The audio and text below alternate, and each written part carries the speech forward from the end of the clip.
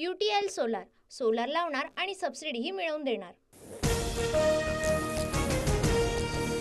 संतोष देशमुखांच्या कुटुंबियांनी घेतली मुख्यमंत्री फडणवीसांची भेट। गुन्हेगारांना माफी नाही, दोषी कुणीही असो 100% शिक्षा होणारच, मुख्यमंत्री फडणवीसांचं देशमुख कुटुंबियांना आश्वासन।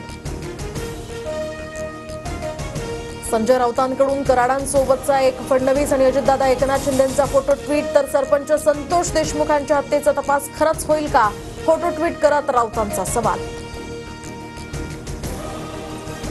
बीड प्रकरणातील आरोपींवर मोक्का लावा, कुणालाही भेटू देऊ नका, आरोपींची तेरे नाम मधील सलमान सारखी अवस्था झाली पाहिजे, सरपंच परिषदेतनं सुरेश धस यांचा निशाणा। फडणवीस अजितदादा बीडचं राजकारण पर्यावरण लवकरच बदलतील, मंत्री पंकजा मुंडेंचं सूचक वक्तव्य, तर बंधू धनंजय मुंडे यांच्या राजीनाम्यावर भाष्य करण्यास नकार। उपमुख्यमंत्री अजित पवार आज दिल्ली दौऱ्यावर, तर दिल्ली विधानसभा निवडणुकीच्या अनुषंगानं नेत्यांची बैठक घेणार, भाजपच्या वरिष्ठ नेत्यांची सुद्धा अजित पवार भेट घेण्याची शक्यता। शरद पवार गटाची आज आणि उद्या मुंबईमध्ये महत्त्वाची बैठकीत पक्षाच्या पुढील वाटचालीच्या संदर्भात महत्त्वाची चर्चा होणार, प्रदेशाध्यक्ष पदासंदर्भात सुद्धा मोठा निर्णय होण्याची शक्यता। वन नेशन वन इलेक्शन संदर्भात आज महत्त्वपूर्ण बैठक, संयुक्त संसदीय समितीची आज बैठक होणार, महाराष्ट्रातनं श्रीकांत शिंदे, सुप्रिया सुळेंसह अनिल देसाई उपस्थित राहण्याची ही शक्यता। पालिका निवडणुकीआधी दादरमध्ये शिंदे गट आणि ठाकरे गटात वाद, बॅनर काढल्यामुळे समाधान सरवणकर संतापले, हप्ते घेणाऱ्या आमदारांचं ऐकून कारवाई करता का, समाधान सरवणकरांचा अधिकाऱ्यांना सवाल। टोरेस कंपनीकडून 1.25 लाखाहून अधिक गुंतवणूकदारांची सुमारे 1000 कोटींची फसवणुकीचा आकडा 8 ते 10 हजार कोटींपर्यंत जाण्याची सुद्धा शक्यता। मुंबईतील टोरेस कंपनी फसवणूक प्रकरणी संचालकासह जनरल मॅनेजर आणि स्टोअर मॅनेजरला अटक, कंपनीचा संस्थापक युक्रेनला पसार झाल्याचा संशय। तर कोट्यवधींचा घोटाळा करणाऱ्या टोरेस कंपनीचं प्रकरण आता आर्थिक गुन्हे शाखेकडे, मेझोनाईट खडा खरेदी वरजास्त या परतावा देण्याचा आता आमिष दाखवत गुंतवणूकदारांची फसवणूक, नागरिकांचा पुन्हा जबाब नोंदवला जाणार।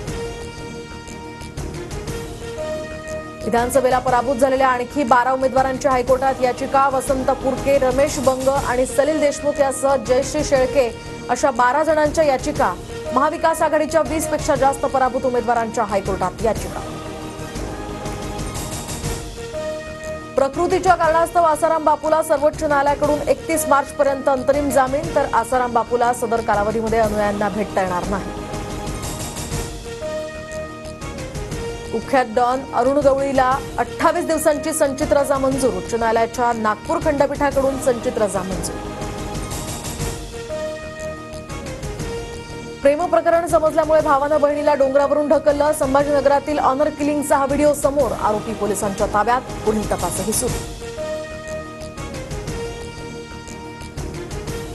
नागपुरात सप्टेंबरमध्ये 3 जणांना HMPVची लागण, उपचारानंतर 3ही जणांना रुग्णालयातनं डिस्चार्ज, HMPVमुळे आता घाबरण्याचं कारण नसल्याचं जिल्हाधिकाऱ्यांचं आवाहन। दुबईमध्ये साऊथचे सुपरस्टार अजित कुमार यांचा भीषण अपघात, कार रेसिंग प्रॅक्टिस दरम्यान भीषण अपघात झाल्याची माहिती, अभिनेते अजित कुमार अपघातातनं अगदी थोडक्यात बचावले। फेसबुक आणि इंस्टाग्राममध्ये आता मोठा बदल, third party fact checking programme बंद, त्याऐवजी कम्युनिटी नोट्स नावाचा नवीन प्रोग्राम सुरू होणार, युजर स्वतः आपल्या प्रतिक्रिया नोंदवू शकणार। भारतीय अर्थव्यवस्थेची वाढ मंदावण्याची शक्यता, विकास दर 6.4% घसरणार, केंद्र सरकारच्या सांख्यिकी कार्यालयाचा हा अहवाल। काल तिबेटमध्ये 6.8 रिश्टर स्केल तीव्रतेचा भूकंप, भूकंपामध्ये 126 जणांचा मृत्यू, तर 188 जण जखमी। UTL सोलार सोलार लावणार आणि सबसिडीही मिळवून देणार।